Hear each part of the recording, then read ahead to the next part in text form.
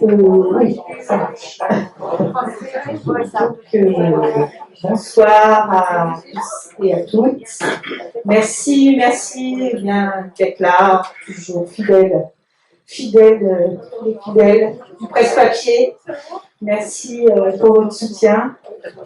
Et merci à Gaëlle d'être là ce soir avec nous, Gaëlle que nous recevons maintenant depuis plusieurs années.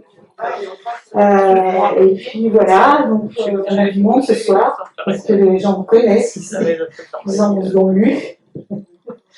Et donc, on a envie de vous rencontrer, de vous revoir à nouveau. Voilà. Et donc, Gaëlle est là aujourd'hui pour son très beau livre, Ce matin-là. Donc, ce matin-là, c'est l'histoire de Claire qui, ce matin-là, s'écroule. Une femme, 35 ans, dynamique, cadre, tout lui sourit dans la vie, et un matin, sa voiture tombe en panne, et là, tout s'effondre. Et c'est l'histoire de ce burn-out, bon, voilà, mais c'est aussi, surtout peut-être, l'histoire de ces choix qu'on fait dans la vie, ou que la vie fait pour nous, d'ailleurs, et qui font qu'on en perd et qu'on abandonne des rêves. Et c'est cette histoire-là qui me les a racontée dans ce livre-là. Et toujours avec cette magnifique écriture de Gaëlle, serrée, resserrée et ciselée, travaillée, magnifique. Voilà. Merci Gaëlle pour ce beau livre, en tout cas, que vraiment je vous encourage à lire, comme tous les livres de Gaëlle d'ailleurs. Ce qui est bien avec Gaëlle, c'est qu'on n'est jamais déçu. Jamais. Il n'y a pas un livre, moi, où je me suis dit, attends, il y a des livres qu'on aime mieux, ou qui nous touchent plus, parce que voilà, il y a l'histoire aussi qui compte, hein, malgré tout. Mais c'est toujours bien, quoi. C'est toujours jamais, bon, non. Voilà.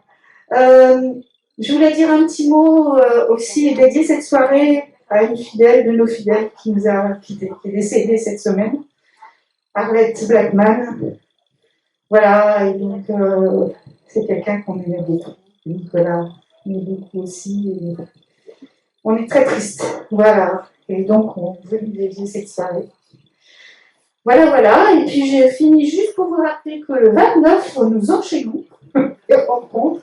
Et que nous recevrons donc à cette occasion Serge Joncourt pour Nature humaine, prix Fémina 2020, hein, on a toujours un prix. Hein. Donc prix Fémina 2020, et qui est vraiment un formidable roman historico-écologico des années 70, un roman un peu générationnel pour nous en tout cas, parce qu'il n'y a pas beaucoup de jeunes ce soir.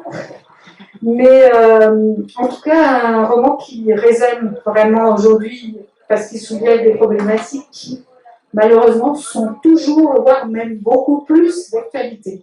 Voilà, en tout cas, Serge Joncourt qui sera là mardi soir, que je vous encourage à nous rencontrer aussi. Voilà, bon, je crois que je laisse pour la rencontre. Merci, Catherine. Donc, bonjour, et merci pour ces retrouvailles, puisqu'on nous attendait depuis un moment, on a fini par se trouver une date en fin d'année, comme ça, pour ce roman qui est sorti donc début janvier.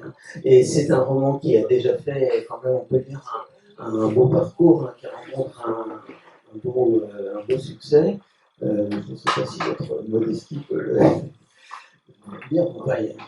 C'est un de vos livres qui a rencontré un grand public.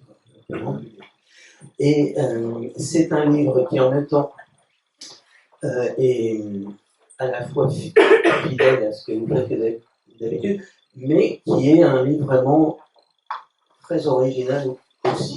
Il entretient des liens avec certains d'autres textes, on parle ça tout à l'heure. Mais c'est un livre qui a vraiment sa singularité, qu'on ne peut pas comprendre avec un autre. Et comme l'a dit Catherine, voilà, c'est L'argument, c'est l'histoire d'une femme qui, en fait, c'est un beau matin, en allant au travail, s'effondre pour un petit incident. Et c'est l'histoire, en fait, de cet effondrement et de sa reconstruction, en quelque sorte, que ce livre va nous raconter. Mais avant de rentrer dans l'intrigue proprement dite du livre, avant de regarder un peu le texte, je me suis posé une question par rapport à votre livre précédent. Cette femme, Clara, donc, dont le nom semble antinomique par rapport à ce qui lui arrive, puisque c'est plutôt une femme qui va être dans les ombres, dans les ténèbres. Est-ce que cette Clara Lejean n'est-elle pas, elle aussi, une femme à contre-jour? Bien, Nicolas. Avant de répondre, tout d'abord, vous dire vraiment toute la très grande joie que j'ai à vous retrouver, à voir que dans les librairies, les festivals, les bibliothèques, la vie reprend, la vie autour des livres reprend, et ça, c'est quand même une merveilleuse nouvelle. Donc, un très grand merci à nos libraires qui se sont beaucoup décarcassés pour que, voilà, on puisse avoir ces moments autour des livres et autour de la littérature. Donc, c'est aussi pour moi une histoire d'amitié de venir. D'ailleurs, avec Nicolas, on s'aime tellement que sans se concerter, on s'est avisé de la même manière. Et voilà, donc je suis vraiment très, très contente vous avoir rejoint. Donc, est-ce que Clara, cette jeune anti-héroïne, a quelque chose d'une femme en contre-jour? Vous savez, peut-être parce qu'il faut préciser que Une femme en contre-jour, c'est le titre du précédent. Voilà, mon précédent livre qui était consacré à la vie de cette photographe américaine d'origine française, Viviane Mayer, qui a fait tellement de photos, sont quasiment jamais les voir. Et aujourd'hui, elle est l'une des stars planétaires de la photo de façon posthume. Vous savez, je me demande si on n'est pas tous un peu des personnages en contre-jour. Il y a ce qu'on veut bien montrer, il y a ce qu'on peut montrer, il y a le côté rue, et puis il y a notre côté court, notre côté jardin, et lointain de la scène, hein, puis la métaphore théâtrale. Et dans ces replis, dans ces ombres, oui, on peut être quelqu'un de très différent de celui ou de celle qu'on montre en public. Il y a notre vie sociale et puis il y a notre vie intime. Quelquefois, les deux se rejoignent et quelquefois, c'est un peu le grand écart. Et quand c'est trop le grand écart, on voit que ça nous blesse, en fait. Et il y a aussi cette dimension, je pense, qui est d'ailleurs commune à beaucoup de personnages, d'une femme qui a une vie un peu retirée ou cachée, enfin, on ne connaît pas la vie intérieure, mais qui, malgré elle, ou en secret, construit une œuvre ou va construire quelque chose qui est de l'ordre de la création. La question de la création est toujours présente dans vos livres. Oui, elle est parfois présente. Tout le temps, je ne sais pas. Là, c'est une histoire un peu différente parce que c'est vraiment une histoire du quotidien. C'est une histoire ultra contemporaine d'une jeune femme, une femme qui pourrait être, je dirais, n'importe qui, homme ou femme, de n'importe quel âge, et d'entre nous. Donc là, c'est vraiment une histoire qui est très ancrée dans le quotidien, que j'ai vraiment voulu, je dirais, au plus près de nos vies, sans avoir une ambition, parce qu'on a toujours, enfin j'espère, une ambition quand on écrit, mais je n'avais pas le projet de faire un livre extrêmement romanesque, entre guillemets, j'aime pas trop ce terme, mais bon, c'est-à-dire avec une narration très compliquée, des choses, des rebondissements, des complexités, des retournements, voilà. C'était pas un livre que je voulais architecturer de cette manière-là. J'avais vraiment envie d'écrire une histoire qui soit le plus juste reflet des vies qu'on mène aujourd'hui, et des questions qu'elle nous pose et des ruptures quelquefois qui s'y développent. Et à partir de ces ruptures, qu'est-ce qu'on fait? Cette histoire d'ailleurs est précédée par deux citations qu'on peut laisser découvrir au lecteur, mais qui vont, une de Jack London et une autre de Dickens, voilà, qui vont dans le sens de, non pas magnifier, mais de redonner un peu ces lettres de noblesse à la souffrance, en disant que la souffrance n'est pas le signe de faiblesse, mais peut être aussi l'exercice d'une vertu. Et pour ce qui est de Jack London, ça insiste aussi sur le fait qu'un être, comme une société qui l'entoure, comme une vie, peut être complètement désordonné, et que ce désordre est le lieu d'un conflit, quoi, en fait. Oui, c'est vrai ce que vous dites. En fait, j'avais envie de questionner beaucoup la fragilité et la vulnérabilité, parce qu'on est je trouve, dans un monde extrêmement complexe, de plus en plus complexe, extrêmement dur, extrêmement violent. L'actualité tous les jours le montre, avec chaque jour des surenchères, on se demande jusqu'où, jusqu'à quand, etc. Où on a des injonctions d'être socialement, professionnellement ultra performant, ultra intégré, ultra investi, il faut sauver la planète, voilà. Et en même temps, sur un plan affectif, il faut être au top, il faut être le meilleur amoureux, la meilleure amoureuse, enfin, etc.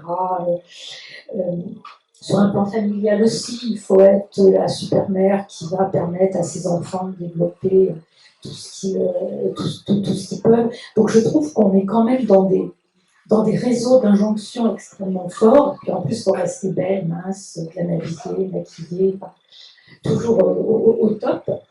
Et d'ailleurs, je trouve qu'on les médias aussi reflètent tout ça. Il faut être aussi, je trouve ça terrible. Moi, c'est aussi cette compétition permanente qu'on nous impose, si on accepte d'être le meilleur pâtissier, le meilleur cuisinier, la plus jolie mariée, le meilleur restaurant, etc. Faire la meilleure quiche, la meilleure tarte aux pommes. Enfin, on est toujours je trouve, dans une exigence de plus en plus aiguë, de plus en plus violente, à devoir un peu se marcher les uns sur les autres. Et à côté de ça, on sait bien que nous sommes des êtres sensibles, fragiles, qu'on se construit souvent comme on peut, hein, comme disait Catherine. Voilà, il y a ce qu'on fait de la vie, puisque la vie aussi fait de nous, et que ces fragilités, à un moment, il faudrait les mettre dans un coffre-fort, et puis ne plus jamais y penser. Sauf que c'est pas comme ça, évidemment, que ça marche. Et cette jeune femme, en fait, un matin, elle va, évidemment, comme tous les matins, elle va aller travailler. Et puis, vous savez, il y a ces micro-incidents de la vie qui, normalement, devraient juste être des contretemps ou des désagréments, enfin des choses sans grande incidence.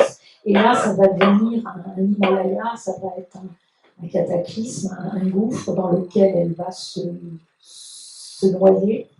Et à partir de ce moment-là, la jeune femme conquérante, battante, gagnante, va s'écrouler. Et ça va être le moment de s'interroger sur comment et pourquoi on se laisse quelquefois enfermer dans des situations qui ne sont pas faites pour nous, qui nous font violence, qui vont nous étrangler et nous mettre à terre. Et c'est en fait, c'est un peu ça que j'avais envie de questionner, parce qu'il se trouve que depuis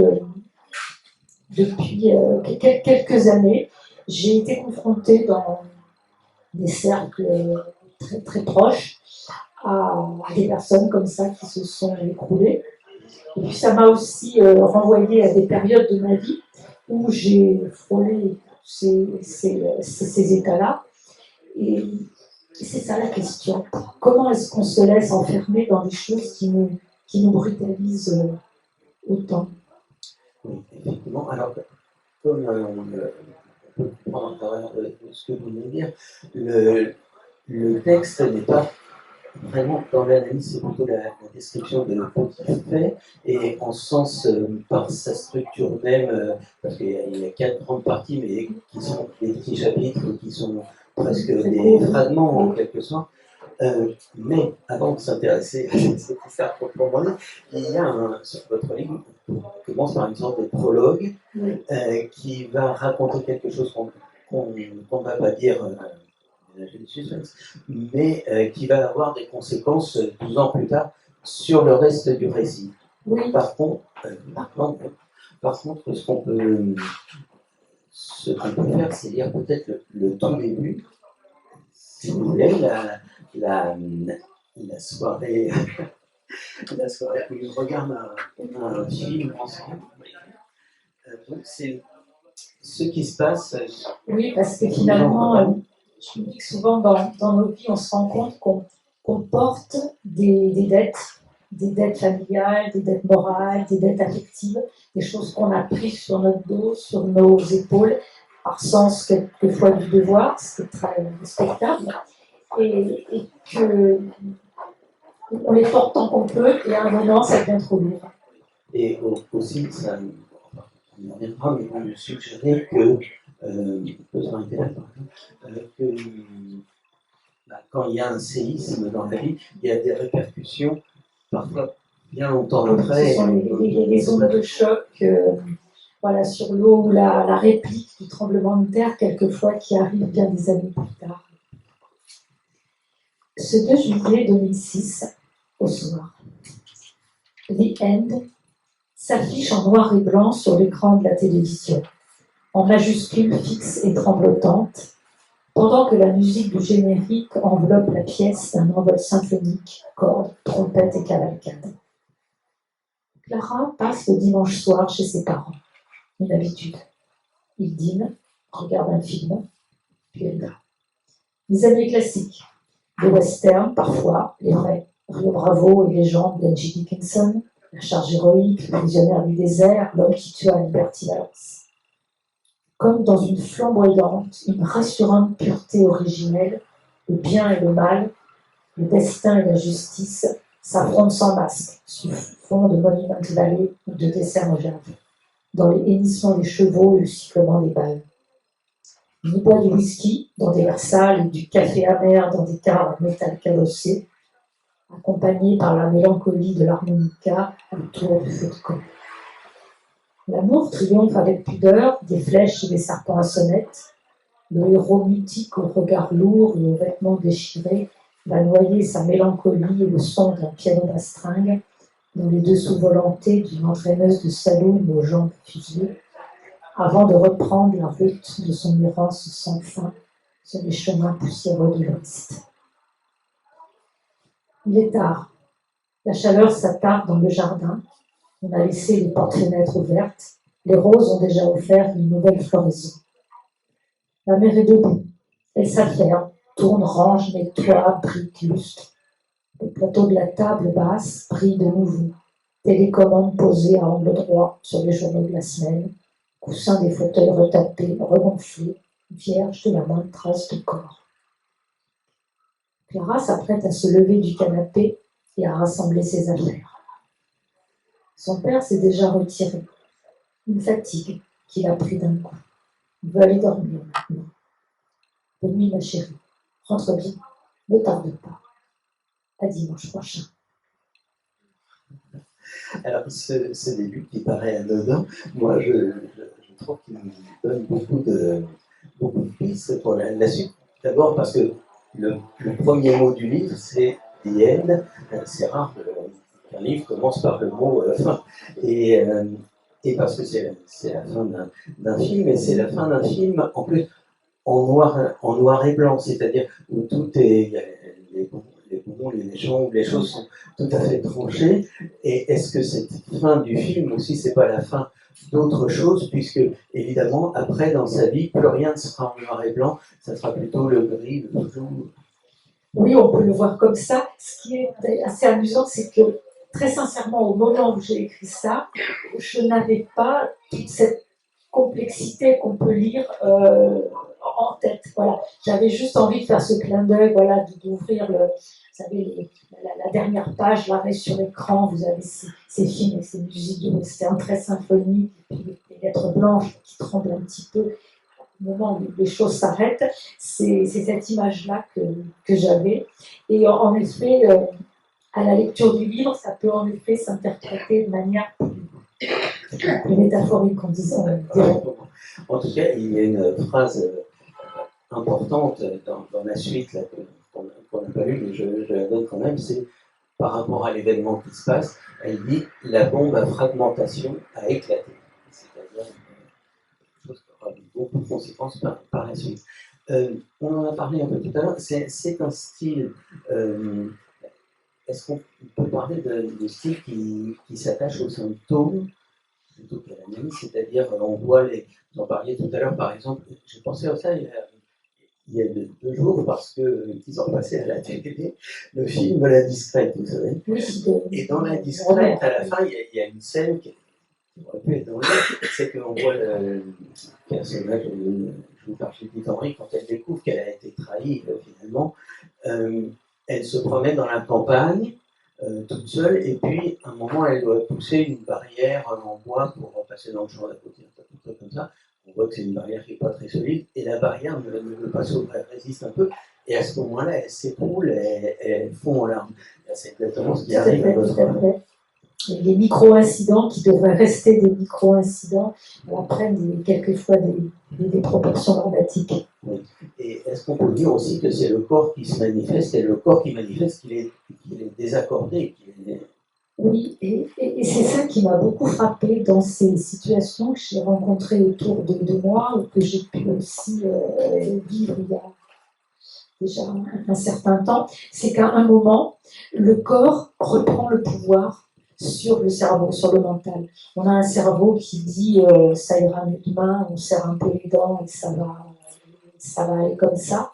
Et à un moment, le corps reprend complètement le pouvoir avec un arrêt brutal. C'est le tableau électrique là, qui est entier, qui explose, c'est même plus un fusible. Et peut-être que paradoxalement, en décrétant cet arrêt immédiat, il va peut-être nous sauver la vie, plutôt que de se laisser encore étrangler un petit peu plus dans des situations qui risquent de nous amener à des situations extrêmes. Et je trouve que toute la violence, la brutalité de ces situations d'effondrement professionnel, c'est en même temps c'est extrêmement spectaculaire, parce qu'on voit en effet des gens qui d'une minute à l'autre vont s'écrouler, vont s'effondrer. C'est un phénomène finalement assez différent de la dépression, de la mélancolie qu'on peut avoir, qui sont des états beaucoup plus insidieux, qui s'installent, qui creusent, mais je dirais un petit peu en lenteur et en douceur, jusqu'à un moment où vraiment ça ne va plus du tout. Alors que là, 10 minutes avant de faire un burn-out, on est encore en train de parler boulot et on y croit. Et chaque partie, il y avait 5 grands chapitres, une grande partie, disons, qui donne en quelque sorte le déroulé du livre, et qui correspondent à l'évolution aussi un peu du personnage, sont précédés d'un procédé tout à fait qui est à la fois charmant et très cruel, je trouve, par des extraits d'une petite comptine qui est nous n'irons plus au bois et leur ils sont coupés. Et donc ça nous évoque à la fois peut-être la nostalgie, la mélancolie de l'enfance, et en même temps ça dit des choses très cruelles, parce que les lauriers sont coupés, la belle Kekola la laisse nous danser, etc. Et en fait, je vais faire une réponse en plusieurs. J'ai une question de Nicolas, il y a toujours plein de questions dans la question. En fait, oui, voilà, en tête des différents chapitres, il y a 4 ou 5 lignes de cette petite comptine où le repose de bois et les lauriers sont coupés. Et j'ai pensé, je ne sais pas pourquoi j'avais ça en tête, parce qu'en fait, dans ce livre, Clara, elle va être obligée de questionner son enfance. une fois qu'elle est à terre, qu'elle est dans cet état, je dirais, d'anesthésie, de léthargie, elle va, elle va, elle va questionner en fait ce qui s'est passé chez elle, comment les choses se sont passées, interroger aussi des dénis familiaux, il y a un petit peu de secrets de famille qui traînent, des choses dont on n'a jamais vraiment parlé. Elle va devoir aller questionner tout ça parce qu'elle s'aperçoit que finalement, c'est par rapport à ces événements-là qu'elle s'est aussi construite, qu'elle s'est défendue. Et comme l'enfance finalement va jouer un rôle important, j'ai pensé à ces petites comptines comme ça qui accompagnent quelquefois nos jeux d'enfants. Et puis, je pensais aussi aux paroles qui, en effet, sont assez cruelles malgré leur air un petit peu léger. Et puis, j'aimais bien la dernière, parce que l'envoi de cette chanson, ça dit entrez dans la danse, voyez comme on danse, embrassez qui vous voudrez. Et là, j'ai trouvé qu'on terminait sur quelque chose, voilà. On revient dans la danse, on revient dans la ronde, on peut repartir danser avec le monde. Et j'avais envie que cette jeune femme soit quelqu'un qui reparte danser dans la vie, dans le monde. Vous savez, je crois qu'en écrivant, on a assez rapidement, enfin je dis on, c'est je, mais pour les autres, je ne peux pas trop dire, l'intuition de savoir si le personnage avec lequel on est en train de construire, ça va être un personnage de tragédie, un héros de héroïne tragique, comme elles sont là, voilà, comme Anne de la Longue Impatience, comme John Mitchell du Dernier Gardien, c'est-à-dire des héros de tragédie grecque, les yeux et le corps face à l'abîme, c'est-à-dire une Antigone, une Adèle H, ou bien est-ce qu'on aura quelqu'un qui va être capable de rebondir et de retrouver un sens et un élan à sa vie, voilà, Scarlett, voilà. Et j'avais envie que cette jeune femme, elle ait cette énergie pour retrouver un sens à sa vie. J'avais envie d'écrire quelque chose qui soit... je sais que c'est un mot qui est un peu galvaudé, donc ça m'a mis un peu de l'utiliser, mais quelque chose d'un petit peu réparateur, d'un petit peu consolant. J'avais envie d'une héroïne qui, pour une fois, je dirais, qui s'en sort. Qui soit comme une main sur les coups, peut-être. Oui, peut-être que j'étais à un moment, après peut-être tout ce qu'on avait traversé, j'avais envie d'un petit peu de douceur et j'avais envie d'une histoire qui nous porte quelque chose qui nous porte un peu vers la lumière. On pourrait parler d'une de ce qui est le plus manifeste dans sa maladie, si on peut dire, c'est qu'elle a vraiment une maladie du travail. Par rapport à son travail, parce qu'elle fait un travail elle vend des crédits en fait, dont elle finit par percevoir ce qu'il a d'absolument inhumain et qui est tout à fait contraire à ce qui était ses ambitions d'ailleurs au départ. Et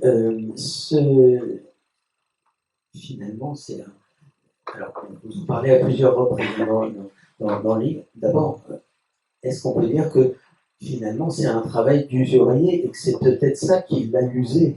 Elle est usée par son travail d'usurier. Ouais, j'avais pas pensé au jeu de mots, mais c'est vrai que quand il y a à la fois, professionnellement, je dirais une perte de sens totale de ce qu'on fait, parce qu'il y a telle ou telle anecdote, incident, scène qui s'est passée, qui vont lui ouvrir les yeux, nous ouvrir les yeux en disant non, c'est plus possible, qu'est-ce que je fais là? Et quand ça s'est doublé d'un management assez brutal, comme c'est le cas, hélas, dans beaucoup d'entreprises, et là, on n'est pas fait pour résister à ça. Je pense même que c'est assez salutaire de s'en extraire, même si c'est au prix d'une souffrance. Et d'ailleurs, à propos de la vie dans cette entreprise, enfin, dans laquelle on peut reconnaître plein d'autres entreprises, évidemment, il y a des passages qui sont franchement comiques malgré le drame, notamment le récit d'une convention Ça, nationale c'est où toujours tous les employés, enfin, vous l'avez peut-être raconté, où les employés doivent tous s'habiller aux couleurs de. Oui, ça c'est. Oh, je pense qu'on a tous vécu ça, ce genre de séminaire, de convention très corporate, voilà, où on va passer la journée dans un hôtel à la verdure, à regarder des PowerPoint et puis des cours de résultats et des numéros d'autocongratulation, toujours plus fort, toujours meilleur. Et c'est vrai qu'il y a quelquefois des choses qui sont. On ne sait plus si c'est tragique ou si c'est comique. Et voilà, j'ai choisi un angle un petit peu ironique pour le raconter. Il y a aussi d'ailleurs des récits, par exemple, de dîner, enfin, de déjeuner avec ses collègues, où on voit que là, vraiment, la communication n'est plus possible. Enfin, ils sont sur une autre planète, oui, vous savez, on a très vite fait, je crois, quand on ne trouve plus de sens à quelque chose, de décrocher, de s'en extraire.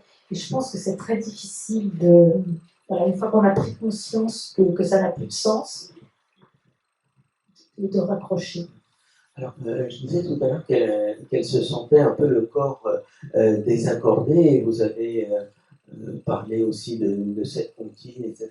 Et il y a quelque chose qui court le livre, c'est qu'il y a une sorte de thématique musicale. Enfin, la musique est très présente dans ce livre, d'ailleurs souvent dans vos livres, parfois dans les mêmes le sujet.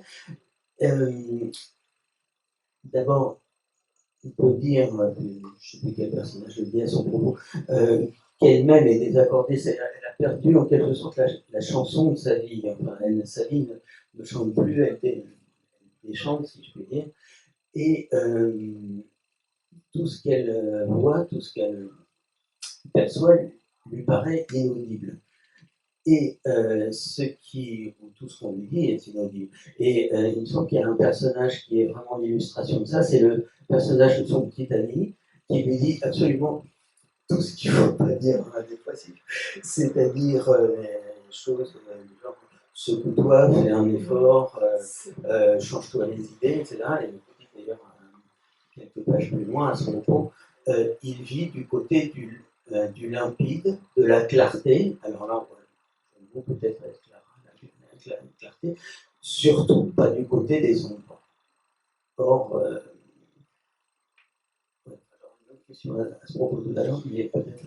Vous savez, quand on est en face d'un proche qui traverse quelque chose comme ça, on est très démuni, et puis évidemment, on est très maladroit. Donc, on a très peur aussi.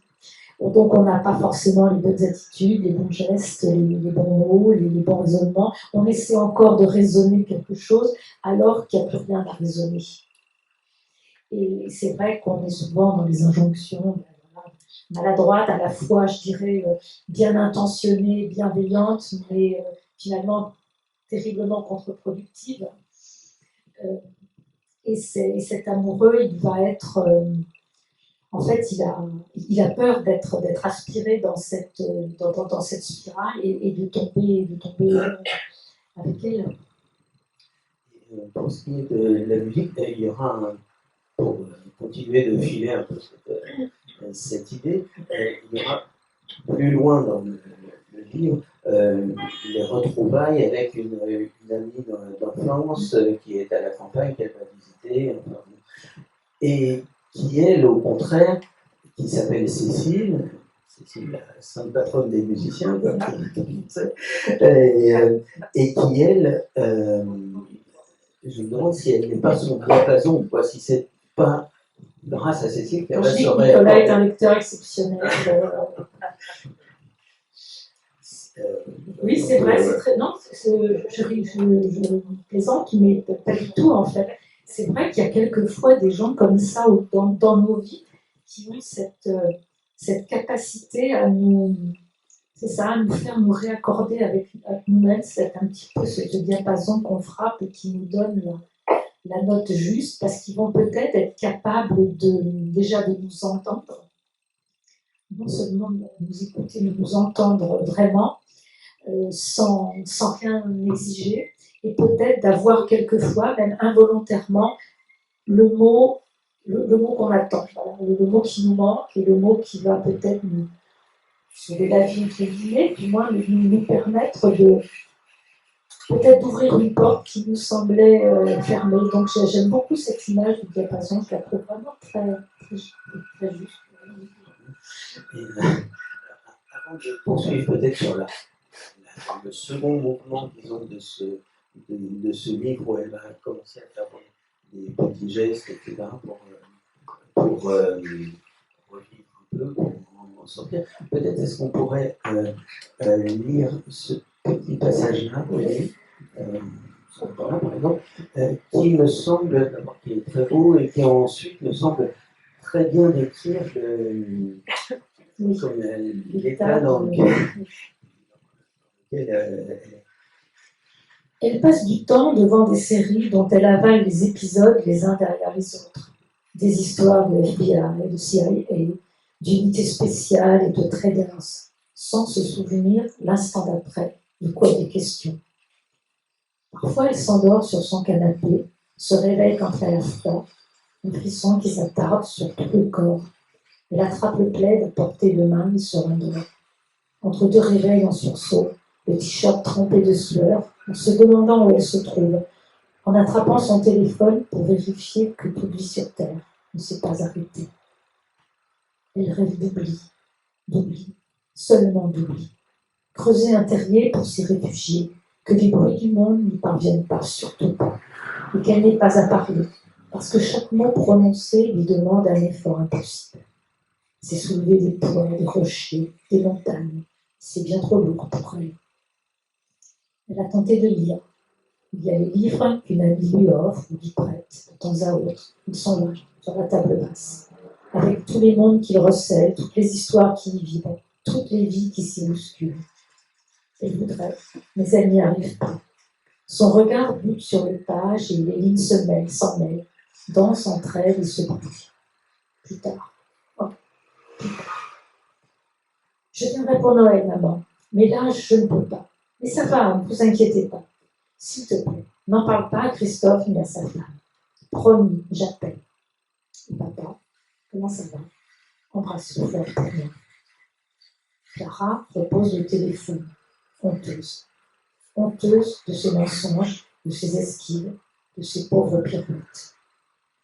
Honteuse et soulagée.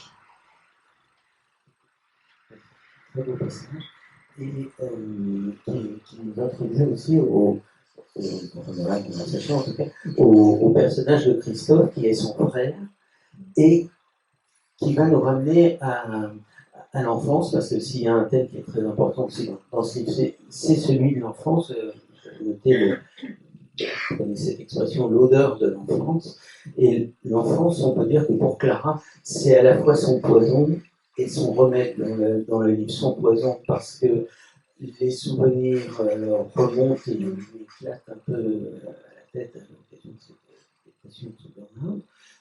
Fait ressurgir les rapports avec son frère qui sont très difficiles parce que c'est le rapport d'un frère qui est à la fois le fils préféré et pas préféré, qui est le frère qui a une famille qui apporte des petits-enfants et tout ça, et donc que ses parents adorent, alors que elle est seule, enfin elle est célibataire en tout cas, et c'est... Et oui, je disais que c'était en même temps, si vous voulez, en même temps le remède, parce que c'est grâce au rapport avec les enfants, notamment les enfants de cette amie Cécile dont on parlait tout à l'heure, les jeux, leur rire, leur joie de vivre, qu'elle va retrouver un peu le goût à la vie aussi. Oui, c'est vrai que l'enfance pour moi, c'est quand même en effet ce territoire très ambigu, très à double tranchant. Il y a des choses difficiles, surtout quand il y a eu des non-dits. Voilà, les choses, on sent qu'il s'est passé quelque chose, mais on n'a jamais eu, on n'aura peut-être jamais l'explication. Donc ça, c'est porteur de beaucoup d'angoisse pour pour les enfants de sentir que quelque chose n'est pas normal et qu'on ne sait pas quoi, c'est très, très, très anxiogène. Et elle a ça dans sa famille, donc elle va aller questionner ce qui s'est passé. Puis cette relation, oui, délicate avec la fratrie. C'est pas rare dans une famille qu'il y en ait un qui soit mis un petit peu en avant, surtout s'il est celui qui en effet va agrandir le cercle familial, apporter la joie, la vie. C'est un petit peu inévitable. Donc ça aussi, c'est source de souffrance. Et puis en même temps, c'est vrai que l'enfance, c'est ce territoire où le temps n'existe pas, où le jugement n'existe pas, où le raisonnement n'existe pas, où on est dans l'instant, où on est dans la sensation, où on est dans l'émotion, et qu'il peut y avoir des choses extrêmement vives qui s'y déroulent et dont on garde un souvenir toute nos vies. Donc c'est toute cette ambivalence, cette ambiguïté de ce qui est lié à l'enfance, moi que je ressens très fort comme ça, que j'ai essayé d'écrire.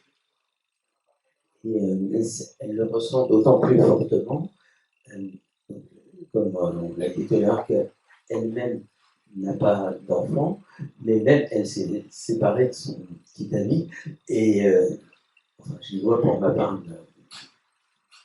une attention cruelle de votre part, puisqu'elle s'appelle Clara Legendre, et que ce qu'elle n'apporte pas à sa famille, ben justement, c'est le gendre.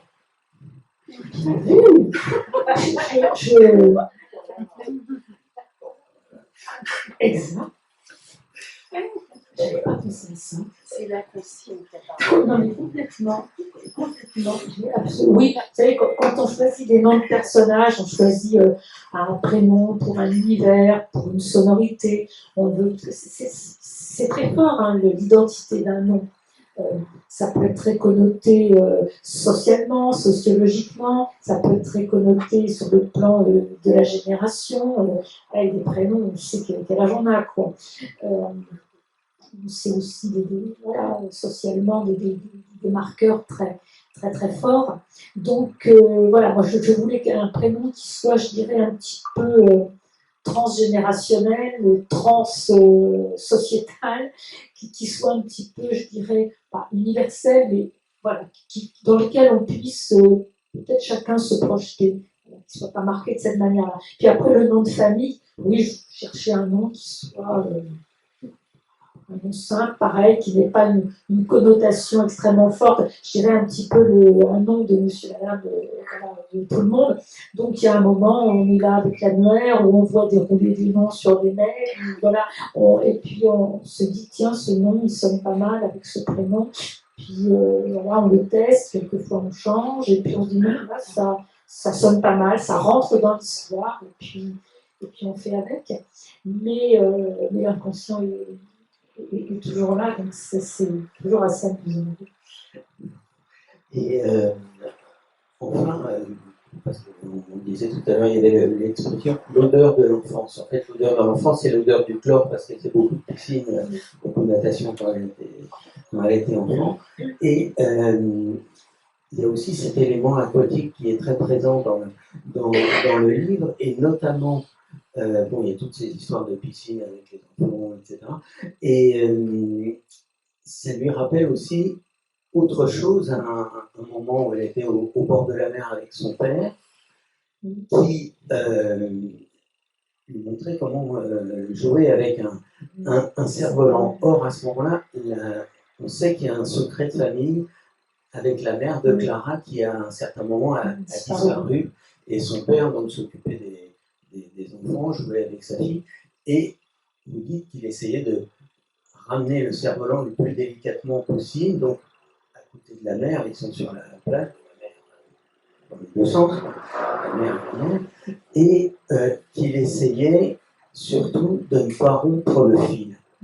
Et en fin de compte, pourquoi est-ce que je raconte ça ? Le lien à l'enfance, c'est ça aussi. Oui, c'est aussi ce fil très, très ténu, quelquefois, qui nous rattache à quelque chose. Oui, je pense que c'est important de ne pas rompre ce fil parce que c'est là que se trouvent, je dirais, tous les germes peut-être de ce qu'on est devenu plus tard. Il y a d'autres choses qui sont tout à fait vraiment bien vues dans les petites scènes, les petits gestes que va faire Clara vers la vie au fur et à mesure du récit, et que j'ai noté sur mon papier, les petits riens. C'est un peu les petits riens, c'est un petit opéra d'enfance de Mozart, comme vous savez. Mais les petits riens, c'est un jour, elle se promène au marché tout à fait désœuvré, déprimé, et elle trouve par exemple des fleurs qui lui plaisent. Alors ces petits riens, sont des fleurs. Après, elle va tomber sur un livre, elle va aider, enfin, elle va accompagner son amie Cécile, là, qui est infirmière dans sa tournée, enfin des petits gestes, et aussi des moments où, par exemple, elle visite une église où elle est cherche un peu le recueillement, le silence, ça aussi. Moi, je crois beaucoup aux petites choses de la vie, parce que finalement, j'ai l'impression que notre vie, c'est ce sédiment de très petites choses, quelquefois ténues, quelquefois anodines, qui finalement, en s'entassant jour après jour, vont constituer ce qui est vraiment notre vie. Finalement, les grandes décisions qu'on a prises, les grands jours qu'on a vécus, les jours exceptionnels, ils ne sont pas si nombreux. Ils sont quelquefois très importants, très structurants. Ils vont avoir une implication dans, évidemment, toutes des années plus tard, ces grandes décisions. Mais finalement, dans une vie, quelquefois, ils sont très, très peu nombreux. Alors que, heure par heure, au quotidien, on construit on modèle ce tissu, ce matériau en fusion qui est notre vie. Et ça se fait au quotidien, dans chaque geste, dans chaque regard, dans chaque intention. Et je crois beaucoup, moi, à la force du quotidien, de la construction de nos vies.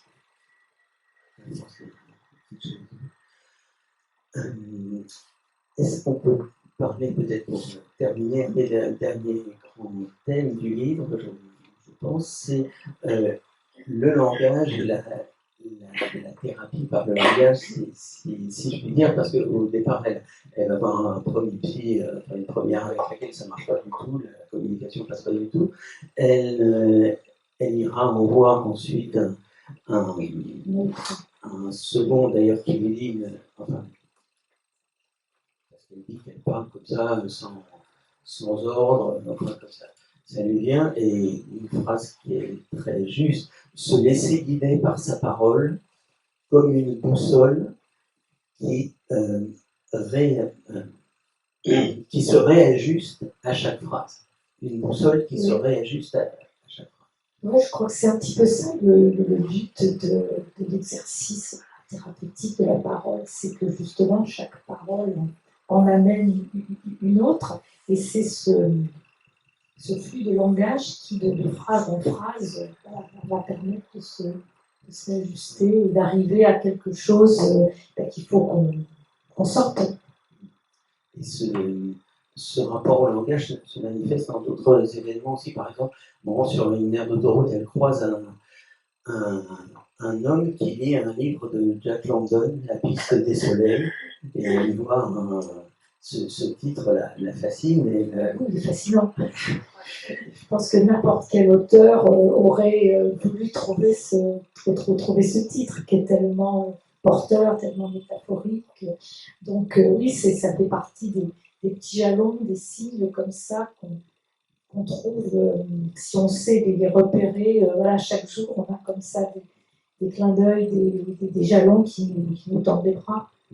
Il y a aussi un autre élément d'ailleurs qui rejoint un peu la métaphore musicale qui court tout le livre, c'est une chanson qu'elle réentend par hasard, qui était sur son téléphone, une chanson de Barbara qui s'appelle Attendez que ma joie revienne. Et je crois d'ailleurs qu'à un moment, vous avez hésité à donner ce titre au livre. C'est vrai, j'avais en titre de travail, j'avais ces deux titres-là qui pour moi étaient des titres possibles, que ma joie revienne, bien ce matin-là. Et ça s'est joué à un cheveu qu'on décide celui-ci plutôt que celui-là. Et puis finalement, avec mon éditrice, on a trouvé que ce matin-là, c'était plus dynamique. Voilà, que ma joie revienne, c'était un peu plus flottant. Elle me dit non, ça va faire vite de développement personnel, tout ça. Alors surtout pas. Et voilà, et donc on est resté sur ce matin. Mais attendez, ma joie revienne, c'est une très belle chanson. C'est une magnifique chanson que j'ai écoutée d'ailleurs, qui m'a, voilà, c'est une des musiques qui m'a accompagnée pendant l'écriture de ce livre, parce qu'en fait, c'est tout le sens de ce bouquin. Ce que je crois que j'ai envie de faire, je ne sais pas si je suis arrivée, mais c'était vraiment de faire un livre sur le désir, sur notre désir, quel est au fond notre vrai désir dans la vie, quelle est notre pulsion de vie, qu'est-ce qui nous porte, et comment on peut peut-être se reconnecter avec ce désir qu'on a eu il y a longtemps, qui nous a abandonnés, ou qu'on a abandonné parce que la vie nous a emmenés ailleurs. Et voilà, comment est-ce qu'on peut se reconnecter avec ça? Et c'était vraiment tout le sens de ce texte, voilà, un livre sur notre profond désir de vie. Et ce désir de se reconnecter avec quelque chose qu'on a souhaité ardemment dans le passé, c'est ce qui va lui arriver, puisqu'elle voulait enseigner le français à l'étranger. Elle va renouer avec ce désir, et surtout, ce désir va lui permettre de partir. Et ça, je crois que c'est la chose importante, parce qu'elle va donc démissionner de son travail. Et là encore, je me suis dit, elle démissionne, c'est-à-dire elle se démet de ce qui l'empêchait de vivre, oui. En quelque sorte. Oui, ben, il y a des moments dans la vie où on est à des carrefours, à des points de rupture, où il y a des décisions à prendre. Alors, quelquefois, on ne peut pas forcément vivre sur un fantasme d'enfance ou d'adolescence qui a peut-être mal vieilli, mais quelquefois, ça peut être quelque chose de très profond. Et il faut voir s'il résiste à l'épreuve du temps. Et en ce qui concerne Clara, c'est quelque chose qui a résisté à l'épreuve du temps, une espèce de fidélité aussi à soi-même. Et je trouve ça important quelquefois de questionner la fidélité ou l'infidélité qu'on a eue à soi-même, c'est-à-dire par rapport à celui, à celle que j'étais quand j'avais 15 ans, 20 ans, 30 ans. Où est-ce que je suis par rapport à ça? Qu'est-ce que j'ai tenu? Qu'est-ce que j'ai trahi? Qu'est-ce que j'ai fait d'autre comme choix? Peut-être que j'ai rien trahi, peut-être que j'ai rien tenu, peut-être que je suis arrivée à tenir quelques-unes des petites promesses que je m'étais faites. C'est quelque chose qui me questionne beaucoup. Elle arrive à se défaire en fait d'une vie en quelque sorte subie à une vie choisie. Et s'il y avait une conclusion à ce livre, enfin, moi je l'ai entendu comme ça en tout cas, c'est quand même l'histoire d'une femme qui conquiert sa liberté. La liberté, c'est quand même un des grands sujets oui, sa liberté est peut-être plus que sa liberté, sa vraie place. Je pense que c'est certainement ce qui est le plus difficile à conquérir dans nos vies, la place où on doit être. Une dernière chose pour conclure, et après, éventuellement, s'il nous reste un peu de temps, peut-être on lira un dernier texte. C'est que j'ai trouvé, est-ce accidentel, le hasard, je ne sais pas, mais à plusieurs reprises dans votre texte, on trouve des allusions, ou en tout cas des expressions qui sont extrêmement proches, ou alors carrément identiques, à des titres de vos précédents romans, comme par exemple une longue impatience. Tu dis ça? Alors, ça, au moins, j'ai trouvé 4 fois. Non. Non, 3 fois. Une longue impatience, ou je sais pas quoi, les heures de silence aussi, les heures silencieuses aussi. Ah oui? Et je me demandais justement si vous n'aviez pas. C'était pas volontaire, non. Je pense que ça doit faire partie des mots et des atmosphères qui m'habitent et que ça doit venir quelquefois, me paraît, d'une manière non complètement involontaire. En fait, je pense que quand on écrit, on vit dans un certain corpus de mots, de vocabulaire. Évidemment, heureusement qu'on l'enrichit, qu'on s'en écarte, qu'on va voir un petit peu ailleurs, mais je pense que chaque auteur a un petit peu un noyau dur de mots, d'ailleurs, d'un livre à l'autre, on retrouve. C'est aussi ce qui fait la musique d'un écrivain, donc c'est amusant Et ça se termine aussi sur une image qui est liée à l'écriture, puisqu'il y a une histoire de petit carnet à la fin de vie à écrire, en quelque sorte. Et je me demandais si cette image qui arrive à la toute fin du livre, si ça n'est pas aussi un peu la métaphore de l'écriture romanesque, parce que en repensant à la comptine, je me suis dit, mais voilà, le roman, c'est vraiment le genre qui permet d'embrasser qui vous voudrez. C'est très joliment dit, Nicolas. Oui, c'est vrai. Le roman est ce genre un petit peu universel, protéiforme, qui se prête finalement à énormément de choses. De la saga historique de 12 volumes de 500. On n'a plus d'électricité. Ça marche. Et voilà, jusqu'au petit livre d'autofiction qui va faire à peine une centaine de pages, on peut être dans des univers romanesques. Donc c'est ça qui est bien, c'est que c'est vraiment un territoire de totale liberté. C'est ça qui est bien quand même. Et alors, est-ce que vous seriez d'accord pour lire donc, ce dernier chapitre C'est des post-it, c'est le 3 ou le 4? Voilà. Qui se termine d'ailleurs par une expression qui est le titre d'un livre de Giono. C'est vrai. C'est un soir d'été à la campagne, à l'heure où les ombres s'étirent. Bientôt le temps des moissons, l'orge, puis les blés. Pour l'heure, on n'entend que les mouches et les oiseaux. Une bâche qui claque sous un hangar. Au loin, des aboiements. La chaleur est là, posée comme une masse. La fureur du monde s'est faite oublier. On croirait qu'elle n'a jamais été, qu'un monde immémorial est là, immuable, en paix avec lui-même. L'air transporte un parfum de chèvrefeuille. Cécile et Clara regardent jouer les enfants autour de la table dressée à l'ombre du pilier déjà lourd de fruits. Ils ont chaud mais ils galopent quand même. Puis ils viennent chercher un verre d'eau, s'aspergent en riant. Bertrand resserre du vin. Alors il est quand déjà ton avion?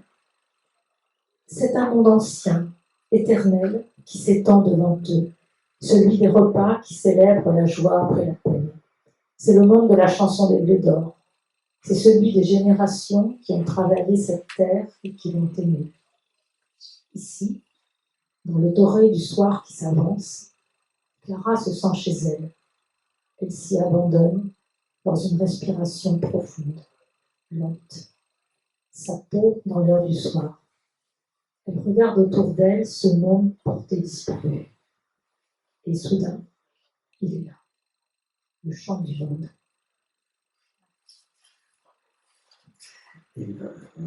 On peut terminer peut-être sur cette belle lecture et se tourner pour des éventuelles réactions, questions. Voilà, si vous avez trouvé que c'était trop long, pas assez long. Je voulais vous demander, j'ai plusieurs de mes amis qui sont en burn-out, une qui s'en sort un peu, mais est-ce que vous offririez ce livre-là à ses amis qui sont en train de le vivre? Est-ce que ça peut leur faire du bien? Est-ce que ça peut les faire réfléchir? C'est délicat que ce soit moi qui vous réponde, évidemment. Ce que je peux vous dire, c'est qu'il y a une chose qui m'a énormément étonnée et touchée, c'est le nombre de messages que je reçois encore, messages Facebook, messages Messenger, de personnes qui me disent voilà, qu'ils ont traversé, qu'ils sont en train de traverser, qu'ils ont un proche qui traverse, et voilà, qui me disent des choses très touchantes là-dessus. Mais bon, j'ai également vu des réactions différentes, parce que je pense que chacun a sa manière de le vivre. Et moi, je ne cherche pas à imposer, de dire, voilà, cette situation, c'est comme ça que ça se passe. Je pense qu'il y a des personnes qui le vivront peut-être de manière différente. Mais donc c'est un petit peu délicat que ce soit moi qui vous dise oui, donnez-leur. Mais c'est vrai que toutes ces réactions que j'ai eues m'ont énormément touchée, parce que je trouve que c'est une grande confiance que les personnes me font en adressant ces messages très, très personnels.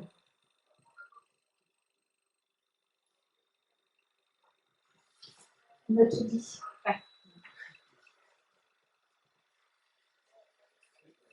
Une dernière chose, vous disiez tout à l'heure en commençant que vous avez vu ces dernières années beaucoup de cas comme ça autour de vous, de personnes qui s'écroulaient, de leur travail, des choses comme ça.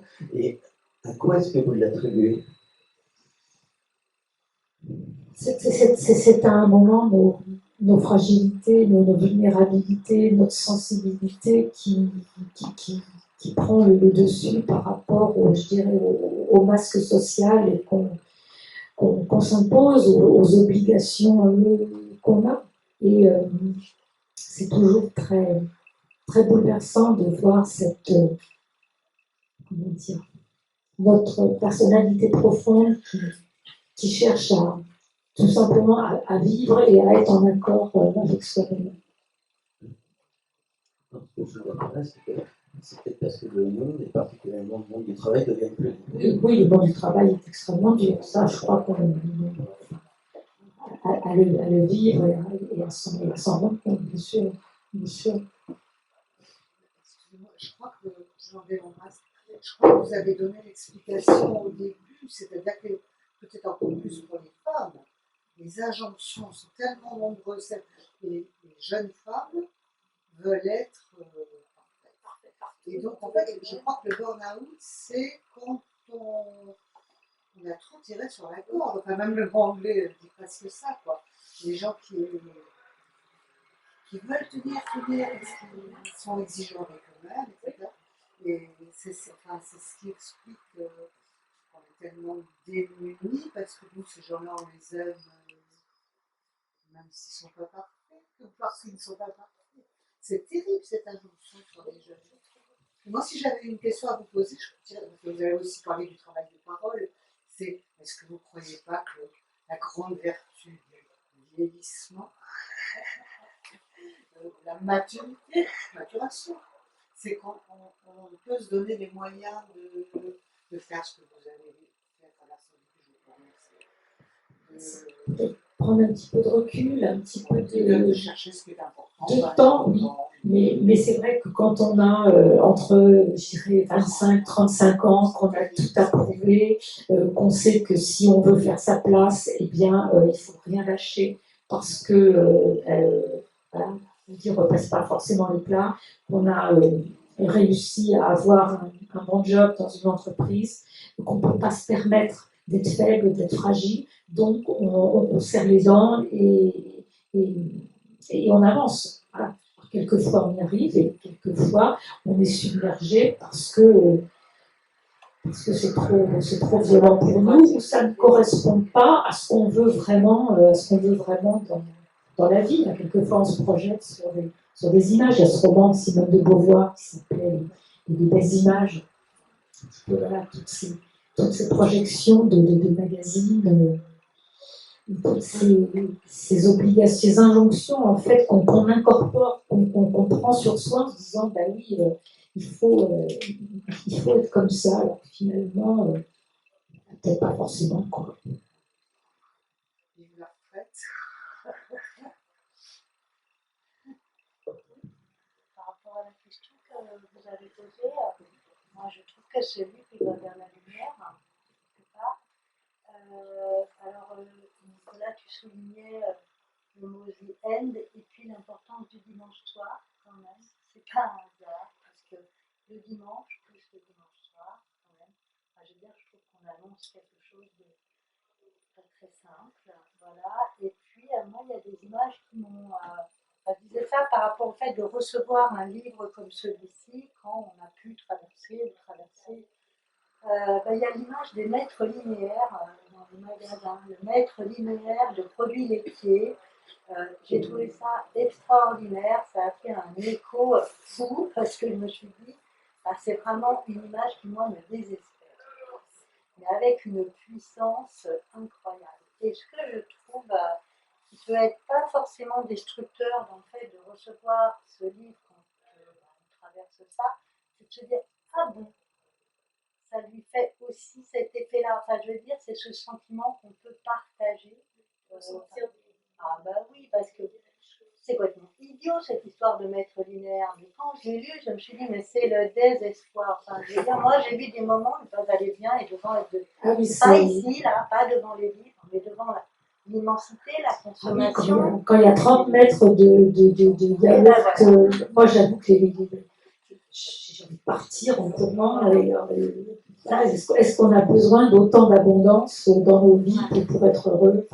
À la fois, ça m'a fait rire et à la fois, ça me fait un écho. Et puis, ce que j'ai trouvé assez fort dans ce livre, toi, tout à l'heure, tu m'as dit le vase est plein.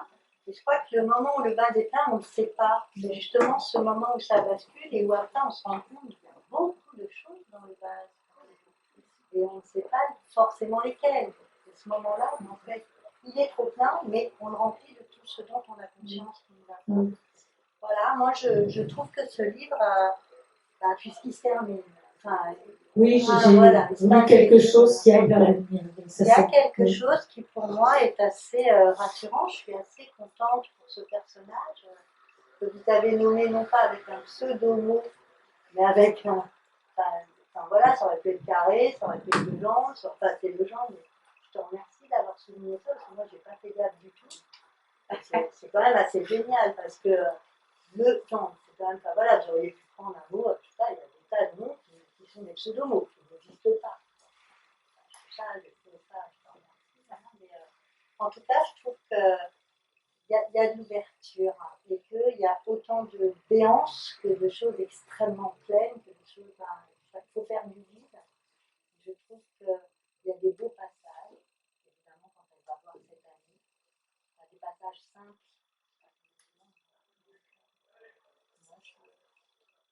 Je serais contente de le recevoir, sauf que j'ai déjà. C'est un appel. Et tu dis, c'est un appel. Je sais pas, puisque je l'ai déjà, je veux dire, mais voilà,